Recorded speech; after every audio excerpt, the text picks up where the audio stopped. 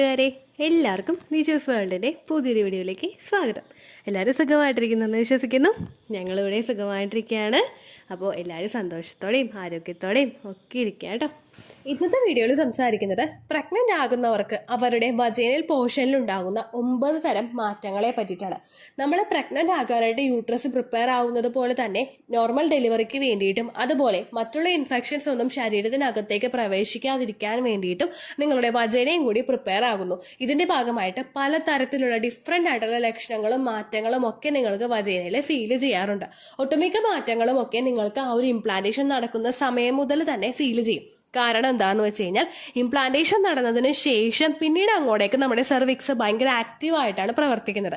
സെർവിക്സിനകത്ത് കൂടെ മറ്റുള്ള ഇൻഫെക്ഷൻസും ബാക്ടീരിയാസും ഒന്നും കുഞ്ഞിലോട്ട് എത്താതിരിക്കാൻ വേണ്ടിയിട്ട് സെർവിക്സ് ക്ലോസ്ഡ് ആവുകയും കുഞ്ഞിന് പ്രൊട്ടക്ഷൻ കൊടുക്കുകയും ചെയ്യുന്നു. അതിന്റെ ഭാഗമായിട്ട് ശരീരം എഫക്റ്റീവായിട്ട് പ്രവർത്തിക്കുമ്പോഴേക്കും നിങ്ങൾക്ക് ഒരുപാട് മാറ്റങ്ങൾ പ്രഗ്നൻസിയുടെ സ്റ്റാർട്ടിംഗ് സ്റ്റേജിൽ തന്നെ അനുഭവപ്പെടാറുണ്ട് കേട്ടോ.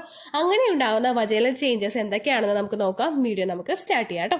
ഏറ്റവും ആദ്യത്തെ ഒരു വ്യത്യാസമാണ് വജൈനയുടെ ആ ഒരു സ്കിന്നിനുണ്ടാവുമല്ലോ. അതായത് നമുക്ക് വജൈന എന്ന് പറയുന്നത് നമ്മുടെ കൃത്യമായിട്ടുള്ള ജനനേന്ദ്രിയം, ആ ഭാഗത്ത് നമുക്ക് കളർ ഉണ്ടാകും. ആ ഒരു കളർ എന്ന് പറയുന്നത് ലൈറ്റ് പിങ്ക് ആയിട്ടുള്ള കളറായിരിക്കും. ഈ ലൈറ്റ് പിങ്ക് കളറ് നിങ്ങൾ പ്രഗ്നന്റ് ആകുന്നുണ്ടെങ്കിൽ മാത്രം നിങ്ങളിലോട്ടുള്ള ബ്ലഡ് സർക്കുലേഷൻ കൂടുമ്പോഴേക്കും, അതായത് സെർവിക്സിലോട്ടുള്ള ബ്ലഡ് സർക്കുലേഷനും നിങ്ങളുടെ ആ ഒരു പ്രൈവറ്റ് പാർട്ടിലോട്ടുള്ള ബ്ലഡ് സർക്കുലേഷനും വർദ്ധിക്കുന്നതിന്റെ ഭാഗമായിട്ട് കളർ ചേഞ്ച് ഉണ്ടാകുന്നു.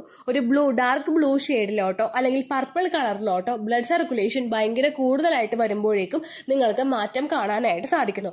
അതുപോലെ തന്നെ ഒരുപാട് ഡാർക്ക് റെഡ് ആയിട്ടുള്ള പിങ്കിഷ് ആയിട്ടുള്ള കളറിലോട്ടും നിങ്ങൾക്ക് ഈ ഒരു വ്യത്യാസം കാണാനായിട്ട് സാധിക്കും. ഇത് ഏറ്റവും കൂടുതൽ നമുക്ക് ഉണ്ടാവുന്നത് ബ്ലഡ് സർക്കുലേഷൻ വർദ്ധിക്കുമ്പോഴാണ്. നോർമലി പ്രഗ്നന്റ് ആകുന്ന സ്ത്രീകൾക്ക് ആ പ്രഗ്നൻസിയുടെ സ്റ്റാർട്ടിംഗ് സ്റ്റേജിൽ മുതൽ തന്നെ എത്രയാണോ നിങ്ങൾക്ക് ബ്ലഡ് സർക്കുലേഷൻ ഉണ്ടായിരുന്നത് അതിനേക്കാളും ഒരുപാട് പെർസെന്റേജ് നിങ്ങൾക്ക് ബ്ലഡ് സർക്കുലേഷൻ വർദ്ധിക്കുന്നു. ഇതിന്റെ ഭാഗമായിട്ടാണ് ഏറ്റവും ആദ്യം തന്നെ ഈ ഒരു വ്യത്യാസം കാണുന്നത് കേട്ടോ. രണ്ടാമതായിട്ടുണ്ടാകുന്ന വ്യത്യാസം നിങ്ങളുടെ ജെനിറ്റൽ പാർട്സിലെ ഹെയർ ഭയങ്കരമായിട്ട് ഗ്രോ ആകുന്നു. നോർമലി നമുക്ക് ജെനിറ്റൽ പാർട്സിൽ പലർക്കും ഹെയർ ഉണ്ടാകാറുണ്ട്. ഈ ഹെയർ എന്ന് പറയുന്നത് നോർമലി നമുക്ക് ഇൻഫെക്ഷൻസ് ഉണ്ടാകുന്നത് പ്രിവെന്റ് ചെയ്യാൻ വേണ്ടിയിട്ടാണ്. ഈ ഹെയർ നിങ്ങൾ കട്ട് ചെയ്ത് നിർത്തിയിട്ടുണ്ടെങ്കിൽ പെട്ടെന്ന് നിങ്ങൾക്ക് ഗ്രോ ആകാനായിട്ട് തുടങ്ങുന്നു. അതുപോലെ തന്നെ നിങ്ങൾക്ക് ഹെയർ ഗ്രോത്ത്, നിങ്ങൾക്ക് തലമുടി ആണെങ്കിലും കൃത്യമായിട്ട് ഒരുപാട് കൂടുതലായിട്ട് വളരുന്നതിന് ഇത് കാരണമാകുന്നുണ്ട് കേട്ടോ. നിങ്ങളിലോട്ട് പ്രഗ്നന്റ് ആകുന്ന സമയത്തുണ്ടാകുന്ന ഹെൽത്തി ഹോർമോൺസിന്റെ പ്രൊഡക്ഷൻ കൂടുന്നതും നിങ്ങൾ ഹാപ്പി ആയിട്ടിരിക്കുന്നു. അതുപോലെ പ്രിനേറ്റൽ വിറ്റമിൻസ് ഒക്കെ കൃത്യമായിട്ട് നിങ്ങൾ എടുത്തിട്ടുണ്ടെങ്കിലോ പ്രഗ്നൻസി ആകുന്ന സമയത്ത് മറ്റുള്ള വിറ്റമിൻസുകൾ നിങ്ങൾ എടുക്കുമ്പോഴോ നിങ്ങളുടെ ശരീരം ഭയങ്കര ഹെൽത്തി ആയിരിക്കും. അതുകൊണ്ടാണ് പ്യൂബിക് ഹെയർ കൂടുതലായിട്ടും പ്രഗ്നൻസിയുടെ സമയത്ത് നിങ്ങൾക്ക് ഉണ്ടാവുന്നത് കേട്ടോ. അവിടെ ഹെയർ ഗ്രോ ആകുന്നതോടൊപ്പം തന്നെ നിങ്ങൾക്ക് അണ്ടർആംസിന്റെ ഭാഗത്തും തലമുടിയിലും ഹെയർ ഗ്രോ ആകാനായിട്ട് ചാൻസസ് ഉണ്ട് കേട്ടോ. അടുത്തതായിട്ടുണ്ടാകുന്ന ഒരു ലക്ഷണമാണ് ഫിസിക്കൽ കോണ്ടാക്ട് ചെയ്യാൻ വേണ്ടിയിട്ടുള്ള ആഗ്രഹം വർദ്ധിക്കുക.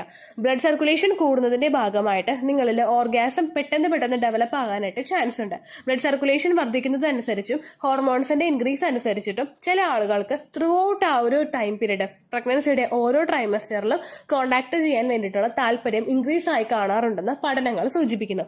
അതുപോലെ തന്നെ അതിന്റെ ഓപ്പോസിറ്റ് സൈഡിൽ സംഭവിക്കുന്നതാണ് നാലാമത്തെ ലക്ഷണം. കോണ്ടാക്ട് ചെയ്യാനായിട്ടുള്ള ഡിസയർ ഭയങ്കരമായിട്ട് കുറഞ്ഞു പോവുക, ഒരു തരത്തിലും ആക്സെപ്റ്റ് ചെയ്യാൻ പറ്റാതെ വരിക. ഇൻ കേസ് നിങ്ങളുടെ ഹസ്ബൻഡ് അടുത്ത് വരുന്നുണ്ടെങ്കിൽ കൂടുതലും അദ്ദേഹത്തെ നിങ്ങൾക്ക് ആക്സെപ്റ്റ് ചെയ്യാനായിട്ട് പറ്റാത്തൊരു സിറ്റുവേഷൻ ഉണ്ടാവുന്നത് ഒരുപാട് പേർക്ക് ഉണ്ടാവുന്ന ഹോർമോണൽ ചേഞ്ചസ് കൊണ്ടാണ് നിങ്ങൾക്ക് ഇങ്ങനെ സംഭവിക്കുന്നത്. ഒരുപാട് പേര് നമ്മുടെ കമന്റ്സിൽ വന്ന് ചോദിക്കാറുണ്ട്, ചേച്ചി പ്രഗ്നന്റ് ആണ്, ഹസ്ബൻഡ് താല്പര്യമുണ്ട് കോണ്ടാക്ട് ചെയ്യാൻ, പക്ഷെ എനിക്ക് സാധിക്കുന്നില്ല, സെക്കൻഡ് ട്രൈമസ്റ്റർ ആയിട്ടും എനിക്കതിന് പറ്റുന്നില്ല, ഇനി അങ്ങോട്ടേക്ക് എനിക്കതിന് പറ്റില്ലേ എന്ന് ചോദിക്കുന്ന ഒരുപാട് പേരുണ്ട് കേട്ടോ. നിങ്ങൾ പ്രഗ്നന്റ് ആകുന്ന സമയത്തുണ്ടാകുന്ന ഹോർമോൺ ചേഞ്ച് കൊണ്ടാണ് ഇങ്ങനെ സംഭവിക്കുന്നത്.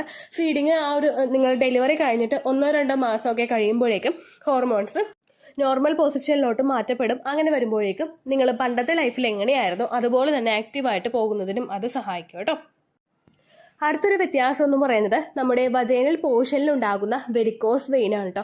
ആ ഒരു ഭാഗത്ത് നമ്മുടെ ഈ ഒരു തൊടയുടെ ഇടുക്കിലൊക്കെ ആയിട്ട് നിങ്ങൾക്ക് വെയിൻസ് ഇങ്ങനെ പടർന്ന് കെട്ടിക്കിടക്കുന്നത് പോലെ സ്പൈഡർ വെയിൻസ് പോലെ നിങ്ങൾക്ക് കാണാനായിട്ട് ചാൻസ് ഉണ്ട്.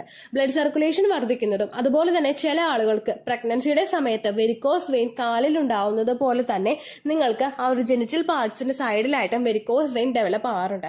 ചിലർക്ക് ഭയങ്കര നാര് പോലെയുള്ള രീതിക്കായിരിക്കും ഈ സ്പൈഡർ വെയിൻസ് ഡെവലപ്പ് ആവുന്നത്. ബ്ലഡ് സർക്കുലേഷൻ കൂടുന്നതും അതുപോലെ ബ്ലഡ് കെട്ടിക്കിടക്കുന്നതും ഒക്കെയാണ് ഇതിനുള്ള പ്രധാനപ്പെട്ട റീസൺസ്.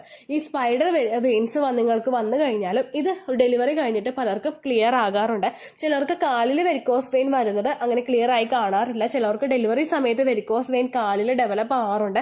അങ്ങനെയുള്ളവർക്ക് ചിലപ്പോൾ അത് കണ്ടിന്യൂ ആയി പോകാനായിട്ടും ചാൻസ് ഉണ്ട് കേട്ടോ. അങ്ങനെ നിങ്ങൾക്ക് ആ ഒരു തുടയെടുക്കിന്റെ ഭാഗത്തൊക്കെ ആയിട്ടായിരിക്കും ഇതുപോലുള്ള വെരിക്കോസ് വെയിൻസ് ഫീൽ ചെയ്യുന്നത്. പ്രഗ്നൻസിയുടെ സമയത്ത് പ്രഗ്നൻസിയുടെ സ്റ്റാർട്ടിംഗ് സ്റ്റേജിൽ തന്നെ ഉണ്ടാകുന്ന ഒരു ലക്ഷണമാണിത്. ഇത് കാണുന്നുണ്ടെങ്കിലും ശരീരം നല്ലതുപോലെ ശ്രദ്ധിക്കുക കേട്ടോ. അടുത്ത റീസൺ ആണ് നിങ്ങൾക്ക് ഇൻഫെക്ഷൻസ് ഉണ്ടാവാനായിട്ടുള്ള ചാൻസസ് കൂടുക. ഒരുപാട് പേര് ചോദിക്കുന്ന ഒരു കാര്യമാണ്, ചേച്ചി യൂറിനറി ഇൻഫെക്ഷൻ ഉണ്ടാവുന്നുണ്ട്, ഈസ്റ്റ് ഇൻഫെക്ഷൻ ഉണ്ടാവുന്നുണ്ട്, ഇത് പ്രഗ്നൻസി ആയതുകൊണ്ടാണോ എന്ന് ചോദിക്കുന്ന ഒരുപാട് പേരുണ്ട് കേട്ടോ. ശരിക്കും നിങ്ങൾക്ക് പ്രഗ്നൻസി ആകുന്ന സമയത്ത് ഇതുപോലുള്ള ഇൻഫെക്ഷൻസ് ഉണ്ടാവാനായിട്ട് ചാൻസസ് കൂടുതലാണ്. യൂറിനറി ഇൻഫെക്ഷൻ ഉണ്ടാവുന്നത് നമ്മളുടെ ശരീരത്തിൽ വാട്ടർ റിക്വയർമെന്റ് കുറയുമ്പോഴാണ്. അതുപോലെ നമുക്ക് ഈസ്റ്റ് ഇൻഫെക്ഷൻ ഉണ്ടാവുന്നത് നമ്മളുടെ ശരീരത്തിലെ pH ബാലൻസിന് വ്യത്യാസം വരുമ്പോഴാണ്. പ്രഗ്നന്റ് ആകുമ്പോഴേക്കും pH ബാലൻസിന്റെ വ്യത്യാസം പലർക്കും ഉണ്ടാവാറുണ്ട്. ഇങ്ങനെ വരുമ്പോഴേക്കും നിങ്ങളിൽ ഈസ്റ്റ് ഇൻഫെക്ഷൻ, അതായത് കട്ടിയായിട്ടുള്ള ഡിസ്ചാർജ് ഉണ്ടാകും, ചിലർക്ക് ചൊറിച്ചിലുണ്ടാകും, അങ്ങനെയുള്ള അസ്വസ്ഥതകളൊക്കെ ഉണ്ടാവാനായിട്ട് ചാൻസ് ഉണ്ട് കേട്ടോ. ഈ pH ബാലൻസിൽ നിങ്ങൾക്ക് വ്യത്യാസം വരുമ്പോഴേക്കും ഇതുപോലെ കട്ടിയായിട്ടുള്ള ഡിസ്ചാർജും ഇൻഫെക്ഷനും ചൊറിച്ചിലും ഒക്കെ നിങ്ങൾക്ക് ഉണ്ടാകുമ്പോഴേക്കും ഉടനടി നിങ്ങൾ ഡോക്ടറെ കാണുക. ഈ ഇൻഫെക്ഷൻ നിങ്ങൾ വെച്ചോണ്ടിരിക്കരുത്. കാരണം ഇൻഫെക്ഷൻ കൂടി പോകുന്നത് കുഞ്ഞിലോട്ട് അത് കടന്നെത്തുന്നതിന് കാരണമാകുന്നു. അതുകൊണ്ട് ഇൻഫെക്ഷനോ മറ്റ് അസ്വസ്ഥതകളോ ഉണ്ടാകുമ്പോഴേക്കും ഡോക്ടറെ കാണുക. ഒരുപാട് പേര് ഇങ്ങനെയുള്ള ഇൻഫെക്ഷൻസ് വന്നതിന് ശേഷവും പ്രഗ്നൻസി ടെസ്റ്റ് ചെയ്ത് നോക്കിയിട്ട് പോസിറ്റീവ് കിട്ടുന്നുണ്ട്. അതുകൊണ്ട് ശരീരം നല്ലതുപോലെ ശ്രദ്ധിക്കാം.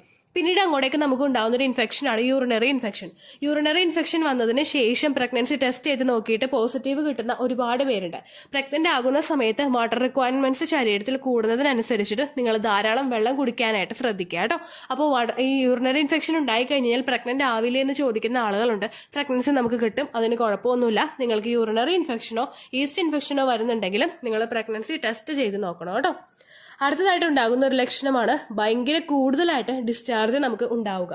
ഈ ഡിസ്ചാർജ് നിങ്ങൾക്ക് പല ടൈപ്പിൽ ഉണ്ടാവാനായിട്ട് ചാൻസ് ഉണ്ട്. ചിലർക്ക് കട്ടകട്ടയായിട്ടുള്ള എഗ് വൈറ്റ് ടെക്സ്ചറും അതിനോടൊപ്പമുള്ള ഡിസ്ചാർജ് ഉണ്ടാകും. ചിലർക്ക് രണ്ട് കൈയിലും നല്ലതുപോലെ എടുത്തിട്ട് വലിച്ചു നീട്ടാൻ പറ്റുന്ന തരത്തിലുള്ള കുറച്ച് തിക്കായിട്ടുള്ള ഡിസ്ചാർജ് ഉണ്ടാകും. ചിലർക്ക് വാട്ടറി ആയിട്ടുള്ള ഡിസ്ചാർജ്, അതായത് വെള്ളം പോലെ ഡിസ്ചാർജ് പോകുന്നു, വലിച്ചു നീട്ടാനൊന്നും കൈ കിട്ടുന്നില്ല, അങ്ങനെയുള്ള ഡിസ്ചാർജ്, വെള്ളത്തിന്റെ പോലെയുള്ള ടെക്സ്ചറുള്ള ഡിസ്ചാർജ് ഉണ്ടാകും. ചിലർക്ക് കട്ടിയായിട്ട് തന്നെ ഡിസ്ചാർജ് പോയിക്കൊണ്ടിരിക്കും, ഇത് വലിച്ചു നീട്ടാനൊന്നും പറ്റില്ല, സ്റ്റിക്കി ആയിരിക്കും. ചിലർക്ക് ബ്രൗൺ കളറിലുള്ള ഡിസ്ചാർജ് പോകും. ഇപ്പൊ തന്നെ ഒരുപാട് ഡിസ്ചാർജിനെ പറ്റിയിട്ട് ഞാൻ പറഞ്ഞല്ലേ, ഇതെല്ലാം തന്നെ പ്രഗ്നന്റ് ആകുന്ന സ്ത്രീകൾക്ക് ഉണ്ടാകുന്ന ഡിസ്ചാർജ് ആണ്. പണ്ടുള്ള തവണയൊക്കെ ഏറ്റവും കൂടുതൽ ഉണ്ടായത് ഇങ്ങനെ വലിച്ചു നീട്ടാൻ പറ്റുന്ന ഡിസ്ചാർജും കുറച്ച് കട്ടിയായിട്ടുണ്ടെങ്കിലും ഭയങ്കരമായിട്ട് കയ്യിലെടുത്ത് കഴിഞ്ഞാൽ സ്ട്രെച്ച് ചെയ്യാവുന്ന ടൈപ്പ് ഡിസ്ചാർജുമാണ്. പക്ഷേ ഇപ്പോൾ ഒരുപാട് പേര് നമ്മുടെ ചാനലിൽ പറയുന്നുണ്ട്, ചേച്ചി വാട്ടർ ഡിസ്ചാർജ് ഉണ്ടായി, ടെസ്റ്റ് ചെയ്ത് നോക്കിയപ്പോൾ പോസിറ്റീവ് ആയെന്ന്. നമ്മുടെ ലൈഫ് സ്റ്റൈൽ ഉണ്ടായ വ്യത്യാസം, നമ്മുടെ ആ ഒരു ഹെൽത്തിലുണ്ടായ വ്യത്യാസമൊക്കെ കൊണ്ടിട്ടാണ് ഇങ്ങനെയുള്ള ഡിസ്ചാർജ് നിങ്ങൾക്ക് ഉണ്ടാകുന്നത്. അതുപോലുള്ള ഡിസ്ചാർജ് നിങ്ങൾക്ക് കാണുന്നുണ്ടെങ്കിലും ആ ഡിസ്ചാർജ് പോകുന്നതിന്റെ അളവ് ഭയങ്കര കൂടുതലാണെങ്കിൽ ശരീരം നിങ്ങൾ മസ്റ്റായിട്ട് ശ്രദ്ധിക്കണം കേട്ടോ. കാരണം ആ ഒരു പ്രോസസ്സ്, അവിടെ ക്ലീനിങ് പ്രോസസ്സ് വജൈനയിൽ നടന്നുകൊണ്ടിരിക്കുകയാണ് ആ ഗർഭസ്ഥ ശിശുവിനെ സപ്പോർട്ട് ചെയ്യാൻ വേണ്ടിയിട്ട്. അതുകൊണ്ട് നിങ്ങൾക്ക് ഇത്തരത്തിലുള്ള ഡിസ്ചാർജുകൾ കൂടുതലായിട്ട് കാണപ്പെടാറുണ്ട് കേട്ടോ. അടുത്തത് ഇതിന്റെ നേരെ ഓപ്പോസിറ്റ് ആയിട്ടുള്ള സിറ്റുവേഷൻ ആണ്, വജൈന ഡ്രൈ ആവുന്നത്. അപ്പോൾ നിങ്ങളെല്ലാവരും മനസ്സിൽ ചിന്തിക്കും, അപ്പോൾ ഈ പ്രഗ്നൻസിയുള്ള സമയത്ത് ഗർഭസ്ഥ ശിശുവിനെ സപ്പോർട്ട് ചെയ്യുന്ന ഒരു ഡിസ്ചാർജ് ഉണ്ടാവില്ലേ, അതുണ്ടാവുന്നില്ലല്ലോ, അപ്പോൾ അവിടെ പ്രഗ്നൻസിയിലെ പ്രൊട്ടക്ഷൻ ഉണ്ടാവില്ലേ എന്ന് ചോദിക്കുന്ന ആളുകളുണ്ട് കേട്ടോ.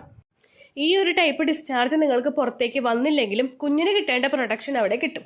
നിങ്ങൾക്ക് സാധാരണയായിട്ട് ഈസ്ട്രജൻ ഹോർമോണും പ്രൊജസ്ട്രോൺ ഹോർമോണും HCG ഹോർമോണും മറ്റു പല പ്രവർത്തനങ്ങളും ഒക്കെ ശരീരത്തിൽ നടക്കുമ്പോഴേക്കും അതിന്റെ ഭാഗമായിട്ട് ആ ഒരു വ്യത്യാസത്തെ ശരീരം ഉൾക്കൊള്ളാൻ വേണ്ടിയിട്ട് സ്റ്റാർട്ട് ചെയ്ത് തുടങ്ങുമ്പോഴേക്കും നിങ്ങൾക്ക് ആ സമയങ്ങളിലൊക്കെ ഉണ്ടാകുന്ന ആ ഒരു കണ്ടീഷൻ എന്ന് പറയുന്നത് ഭയങ്കര ഡ്രൈ ആയിട്ടുള്ള കണ്ടീഷൻ ആയിരിക്കും. ലൂബ്രിക്കേഷൻ ഒന്നും ഉണ്ടാവില്ല, നിങ്ങൾക്ക് കോണ്ടാക്ട് ചെയ്യാനായിട്ട് താല്പര്യം ഉണ്ടാവില്ല, അങ്ങനെ ഒരു അവസ്ഥയായിരിക്കും പലർക്കും ഉണ്ടാകുന്നത് കേട്ടോ. ഇത് നോർമൽ ആയിട്ടുള്ള ഒരു കാര്യമാണ്. പ്രൊജസ്ട്രോൺ ഹോർമോൺ ഇൻക്രീസ് ആവുന്ന സമയത്താണ് നിങ്ങൾക്കിത് കൂടുതലായിട്ടും അനുഭവപ്പെടുന്നത് കേട്ടോ. അടുത്തൊരു വ്യത്യാസം നമുക്കുണ്ടാകുന്നത് ഇച്ചിങ് ആണ്, അതായത് ചൊറിച്ചില്. നമുക്ക് ഇൻഫെക്ഷൻ പോലെയുള്ള ഡിസ്ചാർജ് ഒന്നും ഉണ്ടാവില്ല, ഒരുപാട് കട്ടിയായിട്ടായിട്ട് ഡിസ്ചാർജോ പുകച്ചിലോ അങ്ങനെ ഒന്നും നമുക്ക് ഉണ്ടാവില്ല. പക്ഷേ ഒരു ഇച്ചിങ്, അതായത് ഇടക്കിടക്ക് നമുക്ക് ചൊറിച്ചില് പോലെ അനുഭവപ്പെടുന്നു, ചൊറിയുന്നു നമ്മൾ, ആ ഒരു സെൻസേഷൻ നമുക്ക് കൂടുതലായിട്ടും വരുന്നത്.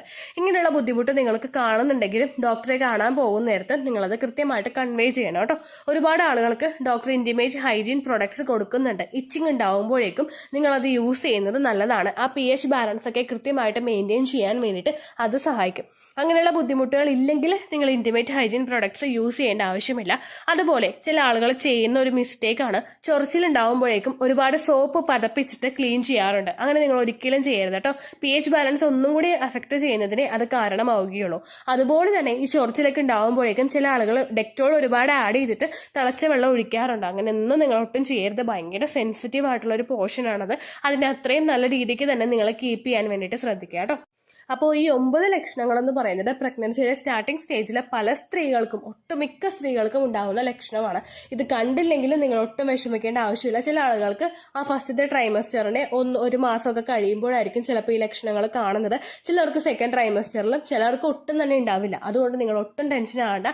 എക്സ്പെക്റ്റഡ് പീരിയഡ് ഡേറ്റിൽ ബ്ലീഡിംഗ് വരുന്നുണ്ടോ എന്ന് മാത്രം നിങ്ങൾ നോക്കുക. ബ്ലീഡിംഗ് വരുന്നില്ലെങ്കിലോ, എപ്പോഴും ഉണ്ടാകുന്നതിനെ അപേക്ഷിച്ച് ഭയങ്കര ബ്ലീഡിംഗ് കുറവാണെങ്കിലോ നിങ്ങൾ ഉടനെ തന്നെ കാർഡ് ടെസ്റ്റ് ചെയ്ത് നോക്കണം കേട്ടോ. വീട്ടിലുള്ള ബാക്കിയുള്ള ടൂത്ത് പേസ്റ്റോ സോൾട്ടോ അല്ലെങ്കിൽ വേറെ ഒന്നും ഉപയോഗിച്ചിട്ട് നിങ്ങൾ ടെസ്റ്റ് ചെയ്യാനായിട്ട് പാടില്ല. കാർഡ് ടെസ്റ്റ് ചെയ്ത് നോക്കണം. ഇൻ കേസ് അതിൽ നിങ്ങൾക്ക് നെഗറ്റീവ് ആണ്, സ്റ്റിൽ നിങ്ങൾക്ക് പീരിയഡ്സ് വരുന്നില്ലെങ്കിൽ β-HCG ബ്ലഡ് ടെസ്റ്റ് ചെയ്ത് നോക്കണം കേട്ടോ. അപ്പോൾ ഇത്രയേ ഉള്ളൂ വീഡിയോ. എന്തെങ്കിലും സംശയം ഉണ്ടെങ്കിൽ നിങ്ങൾ കമന്റ്സിൽ ചോദിക്കുക. പണ്ടത്തെ വീഡിയോയ്ക്ക് കമന്റ്സ് ഇടുന്നവർക്ക് റിപ്ലൈ കിട്ടുന്നില്ലെങ്കിലോ, നമ്മൾ തമ്മിൽ ഓൾറെഡി ഒരു കോൺവെർസേഷൻ ഉണ്ടായിട്ടും അതിന്റെ കണ്ടിന്യൂഷൻ ആയിട്ട് നിങ്ങൾക്ക് റിപ്ലൈ കിട്ടിയിട്ടില്ലെങ്കിലോ, ലേറ്റസ്റ്റ് ആയിട്ട് ഞാൻ ഏത് വീഡിയോ ആണ് അപ്ലോഡ് ചെയ്യുന്നത് അതിന് താഴെ കമന്റ് ഒന്ന് കോപ്പി പേസ്റ്റ് ചെയ്യാനായിട്ട് ശ്രദ്ധിക്കുക കേട്ടോ. അതുപോലെ ഓവുലേഷൻ ഡേറ്റ് കാൽക്കുലേറ്റ് ചെയ്ത് തരാനായിട്ട് റിക്വസ്റ്റ് ചെയ്യുന്നവർ എത്രയാണോ നിങ്ങളുടെ കൃത്യം സൈക്കിൾ ലെങ്ത് അത് മെൻഷൻ ചെയ്യാനായിട്ട് ശ്രദ്ധിക്കുക. സൈക്കിൾ ലെങ്ത് എന്നതുകൊണ്ട് ഉദ്ദേശിച്ചത് ഓരോ മാസവും എത്ര ദിവസം കൂടുമ്പോഴാണോ ബ്ലീഡിങ് വരുന്നത് അതിനെയാണ് കേട്ടോ ഉദ്ദേശിച്ചത്. അതായത് ജനുവരിയിൽ നിങ്ങൾക്ക് ഒരു 1-ാം തീയതിയാണ് ബ്ലീഡിങ് വന്നതെങ്കിൽ, ഫെബ്രുവരിയിൽ നിങ്ങൾക്ക് 2-ാം തീയതിയാണ് ബ്ലീഡിങ് വരുന്നതെങ്കിൽ, ജനുവരി 1-നെ ഡേ 1 ആയിട്ട് എടുത്ത് ഫെബ്രുവരി 2 വരെ എത്ര ദിവസമുണ്ടോ അത് എണ്ണി പറയുന്നതാണ് സൈക്കിൾ ലെങ്ത് എന്നതുകൊണ്ട് ഉദ്ദേശിച്ചത് കേട്ടോ. ബ്ലീഡിങ് നടന്ന ദിവസം നിങ്ങൾ എടുത്താൽ മതിയാകും. സ്പോട്ടിങ് നടന്ന ദിവസം, അതായത് ചെറുതായിട്ടുള്ള ബ്രൗൺ ഡിസ്ചാർജോ ബ്രൗൺ കളറുള്ള സ്പോട്ടിങ്ങോ വന്ന ദിവസം നിങ്ങൾ എടുക്കുക ആവശ്യം ഇല്ല കേട്ടോ. അപ്പോൾ ഇതുപോലെ തന്നെ നിങ്ങൾ ശ്രദ്ധിക്കുക. സൈക്കിൾ ലെങ്ത് ചോദിക്കുന്ന സമയത്ത് എന്നാണോ ഡേറ്റ് അത് നിങ്ങൾ മെൻഷൻ ചെയ്യാതിരിക്കുക. അതായത് ചില ആളുകൾ ജനുവരി 16, ഫെബ്രുവരി 14 അങ്ങനെ പറയും. അങ്ങനെ പറഞ്ഞുകൊണ്ട് കാര്യമില്ല കേട്ടോ. അപ്പോൾ ഇത്രയേ ഉള്ളൂ വീഡിയോ. അടുത്തൊരു യൂസ്ഫുൾ വീഡിയോ ആയിട്ട് നമുക്ക് വീണ്ടും കാണാം. ബൈ.